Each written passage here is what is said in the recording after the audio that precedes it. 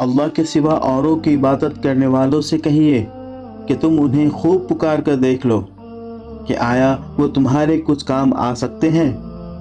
نہ ان کے بس کی یہ بات ہے کہ مشکل کشائی کریں، نہ یہ بات کہ اسے کسی اور پر ٹال دیں۔ وہ محض بے بس ہیں۔ قادر اور طاقتور صرف اللہ واحد ہی ہے۔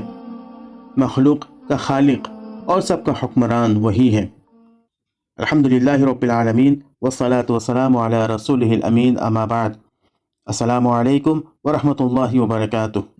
میں محمد عامر سورہ بنی اسرائیل کی تفسیر کی سیریز لے کر حاضر ہو چکا ہوں۔ آج انشاءاللہ تعالی آیت نمبر 56 اور 57 کی تفسیر ہم پڑھیں گے۔ آئیے تفسیر کی شروعات کرتے ہیں تلاوت کلام پاک سے۔ اعوذ باللہ من الشیطان الرجیم، بسم اللہ الرحمن الرحیم۔ قل ادعوا الذین زعمتم من دونه فلا يملكون كشف الضر عنكم ولا تحویلا، أولئك الذين يدعون يبتغون إلى ربهم الوسيلة أيهم أقرب ويرجون رحمته ويخافون عذابه إن عذاب ربك كان محذورا۔ ان سے کہیے پکار دیکھو ان معبودوں کو جن کو تم خدا کے سوا اپنا کارساز سمجھتے ہو، وہ کسی تکلیف کو تم سے نہ ہٹا سکتے ہیں نہ بدل سکتے ہیں۔ اس سے صاف معلوم ہوتا ہے کہ غیر اللہ کو سجدہ کرنا ہی شرک نہیں ہے، بلکہ خدا کے سوا کسی دوسری ہستی سے دعا مانگنا یا اس کو مدد کے لیے پکارنا بھی شرک ہے۔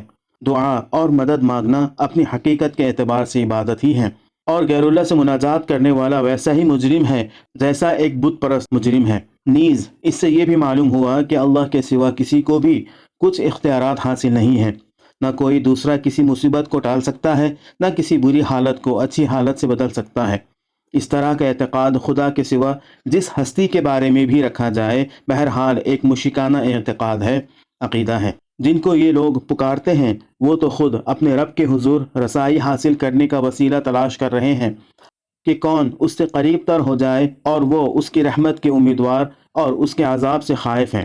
یہ الفاظ خود گواہی دے رہے ہیں کہ مشرکین کے جن معبودوں اور فریاد رسوں کا یہاں ذکر کیا جا رہا ہے، ان سے مراد پتھر کے بت نہیں ہیں، بلکہ یا تو فرشتے ہیں یا گزرے ہوئے زمانے کے برگزیدہ بندے۔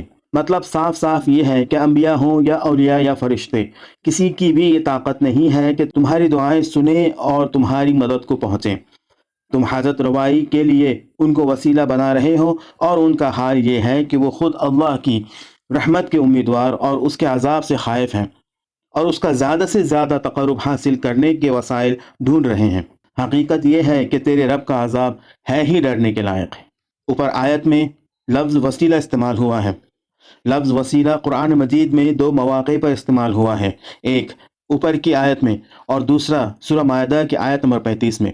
وسیلہ قرب حاصل کرنے کے معنی میں اور اس چیز کے معنی میں جو قرب کا باعث بنے استعمال ہوتا ہے، یا پھر اس کا مطلب ہے وہ نتیجہ جو قرب سے حاصل ہو۔